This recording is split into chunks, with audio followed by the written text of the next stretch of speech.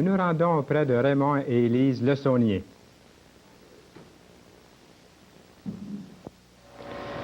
Monsieur et Madame Le Saunier, moi, je suis très à l'aise avec vous parce que je vous connais depuis lorsque j'avais dans la vingtaine.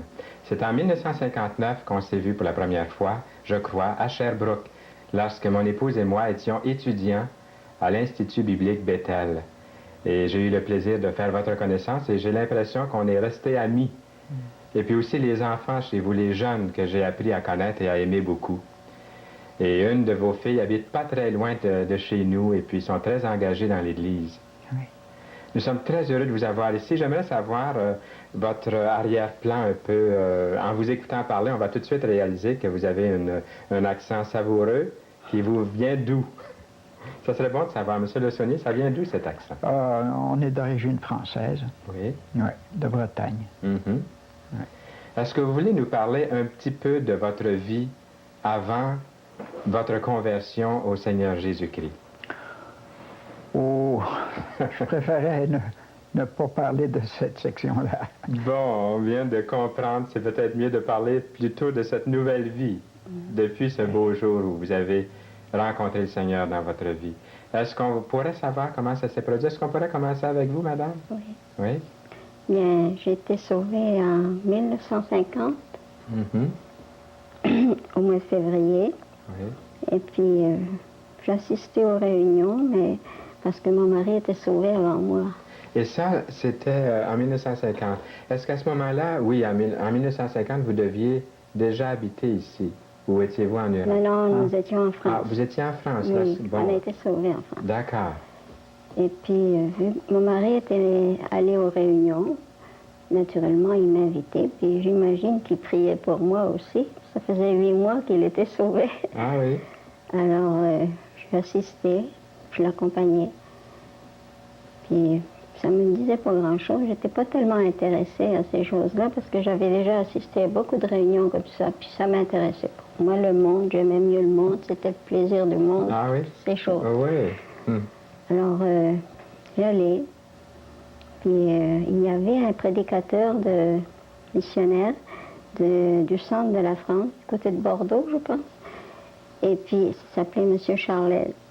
Puis ce soir-là, il m'avait invité pour cette semaine-là. J'étais allée régulièrement. Arrivé au mercredi, il y avait quelque chose qui me disait, je dis quand même, c'est bien intéressant ce qu'il dit là. Pour moi, le Seigneur me travaillait déjà. Hein? Oui. Mm-hmm. Alors, c'était dans Romains 6, chapitre Romains 6. Puis le verset qui m'avait touché, ben tout le chapitre d'abord me parlait. Mais le verset qui m'a touché le plus, c'était le dernier. Mm-hmm. Comme je vivais dans le péché, il disait, le salaire du péché, c'est la mort. Oui. Mais le don gratuit de Dieu, c'est la vie éternelle en Jésus-Christ. Mm-hmm. Là, ça commençait à bouillonner dans mon cœur. Mais naturellement, j'ai dit, il va falloir que je fasse une décision. Soit que je vis dans le péché, je ne peux pas. Maintenant, avec mon mari, il est parti de l'autre bord, puis moi, je ne peux pas rester comme ça. Vraiment, je n'ai même pas une bonne vie. Tout mon passé, c'était pourri, on peut dire.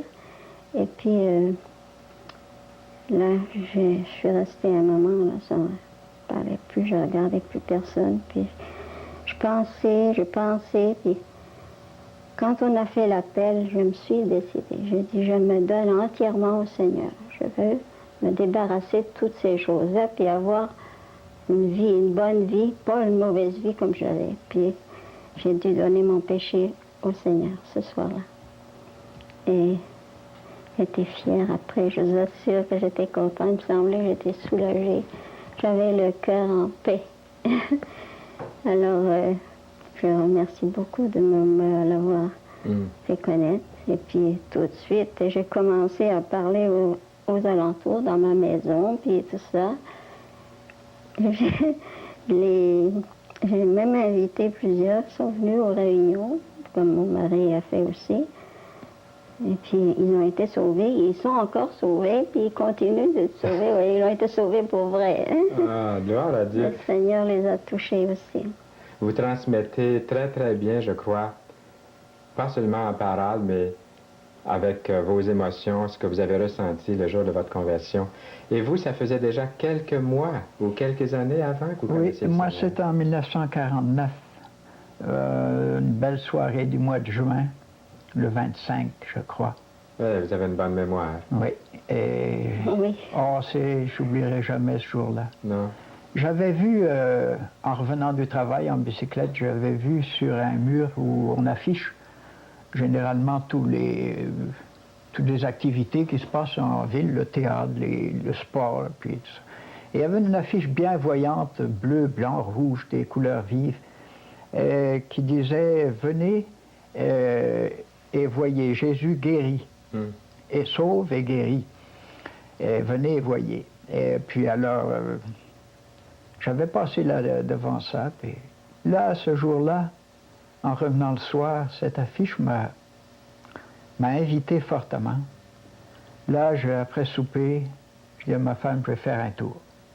Ça se passait dans une maison, la maison municipale, la maison du peuple, où il y avait des réunions syndicales et des trucs comme ça. Alors, ils avaient organisé là une réunion évangélique. Alors, je me suis rendu là, vers la rue Cordonnoil, qui était à 4-5 rues de là.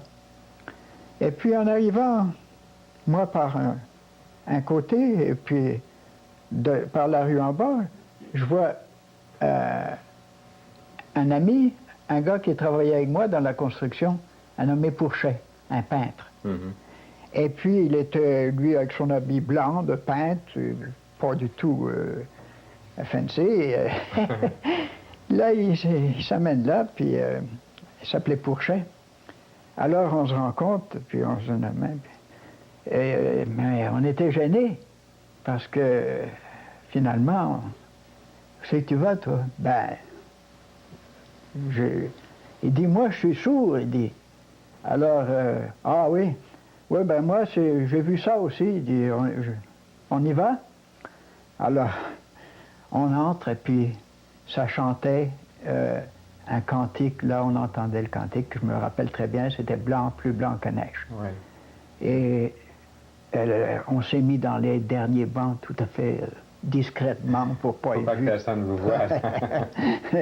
Vous étiez gêné. Vous étiez non, on était gêné, puis on était gêné. Lui était gêné de ce que je le rencontre pour aller là. Puis moi, moi, la même chose. Hein, mais lui, il dit, moi, je suis sourd. Moi. Il dit, j'entends pas. Puis là, il avait vu la guérison. Hein. Ouais. Alors, ah oui, je comprends. Il est attiré pour avoir comme un guérisseur. Hein. Ouais.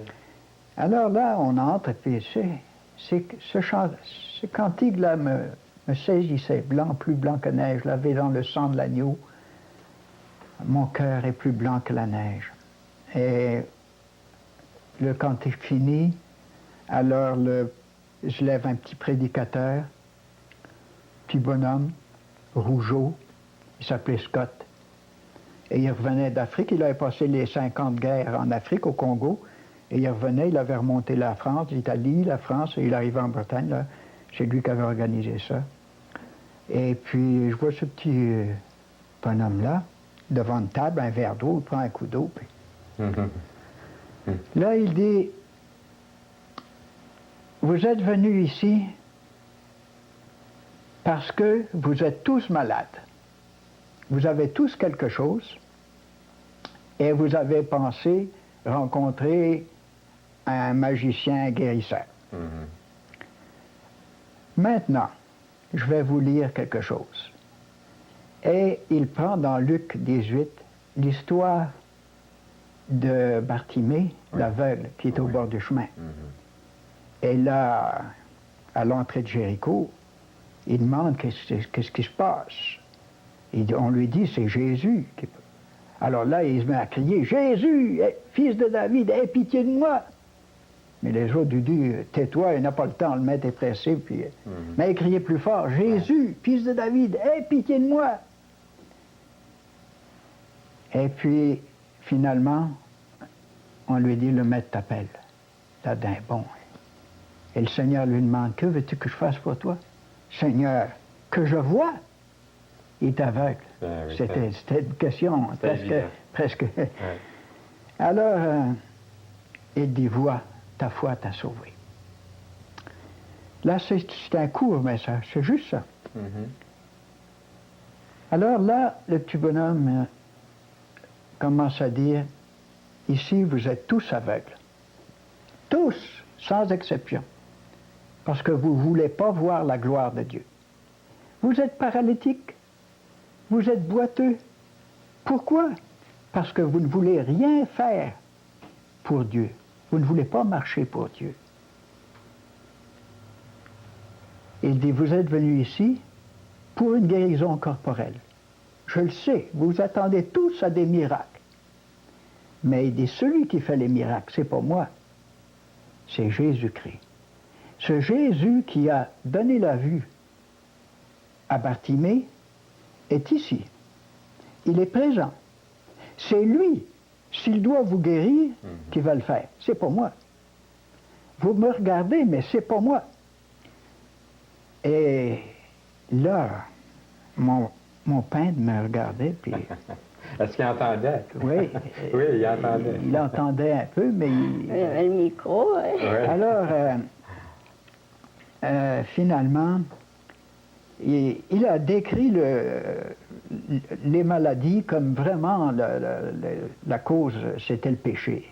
Le péché dans nos vies, et que vraiment la plupart des maladies venaient justement du péché, et que en soi, le péché, c'était la mort. La mort. Le même verset que vous avez touché, Oui. Romains 6, 23. Ouais. Le salaire du péché, c'est la mort. Ouais. Mais là, il a dit beaucoup de choses que je ne peux pas me rappeler ici exactement, mais c'était si convaincant que j'étais pécheur, malade, c'est vrai, je filais pas bien, mais j'étais revenu de captivité avec une maladie de foie, puis je filais pas bien. Mais c'était surtout là la conviction que nous étions tous pécheurs perdus. Et vous inclus. Oui. Oui, vous inclus. Et là j'ai commencé à me sentir remué, travailler. Et puis moi finalement j'étais venu pas trop pour la guérison, pas trop pour autre chose. Je savais pas trop pourquoi j'étais venu là. Mais là, maintenant, je commençais à comprendre que j'allais avoir affaire à quelqu'un. Et puis, le petit bonhomme m'impressionnait, mais il me semble qu'il y avait quelqu'un là qui frappait à la porte. Ouais. Et c'est arrivé le moment de l'appel. Il a dit maintenant, il dit, si vous voulez recevoir Jésus-Christ dans vos cœurs, pour la vie, pour une vie éternelle. Si vous voulez vraiment confesser vos péchés, être libéré de vos péchés, pardonner, accepter que ce Jésus qui est ici vous guérisse votre cœur et aussi vos corps, s'il le veut. Et alors, il a commencé par une prière. Mais là, moi, je m'attendais à une veine redite, à une litanique, oui, une prière bien, que tout le monde connaît. Bien lu dans un livre. Mais là, c'est pas ça. Là, il parlait au Seigneur Jésus-Christ, puis c'est comme s'il tenait par les épaules, puis qu'il secouait, puis qu'il suppliait d'intervenir pour les gens qui étaient là. Puis pour moi, là, je le voyais, puis là, j'étais impliqué au point où je savais que j'étais pécheur. Là, j'étais convaincu qu'il fallait qu'il se passe quelque chose. Et là, quand il a fini la prière et qu'il a dit, maintenant, ceux qui veulent accepter Jésus-Christ comme leur sauveur, voulez-vous lever la main? Alors j'ai entendu, merci monsieur, merci madame, merci monsieur. Et j'étais là. Et j'ai commencé à brailler, à pleurer. J'ai commencé à... Et mon peintre qui me regardait tout ahuri. Et moi j'étais gêné, mais dans le fond, je ne pouvais pas me retenir de pleurer. Je ne pouvais pas... je savais que c'était le temps. Il fallait que j'accepte ce sauveur. Il fallait que je décide. Et puis là, c'est comme si Satan me tenait les mains liées, là, je ne pouvais pas. Et j'ai entendu « Merci, monsieur, merci, madame ». Et puis finalement, j'ai pas levé que les bras, je me suis levé d'un bond. Et j'étais si heureux, je venais de me libérer complètement là. J'avais... Les chaînes spirituelles. Oui.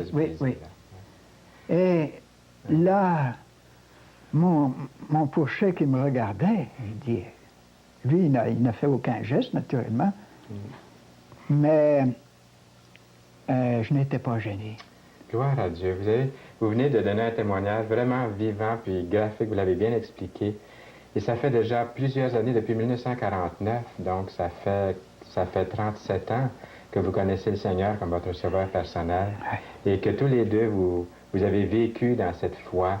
Et puis, il y aura des gens sûrement qui viennent d'entendre votre témoignage, je l'espère de tout mon cœur, qu'ils vont eux aussi accepter Jésus dans leur vie pendant qu'il en est temps, même pendant qu'ils écoutent cette émission. Merci beaucoup d'avoir été des nôtres et à bientôt. J'espère que vous nous ferez le plaisir de revenir avec nous. Merci, Fernand. À bientôt.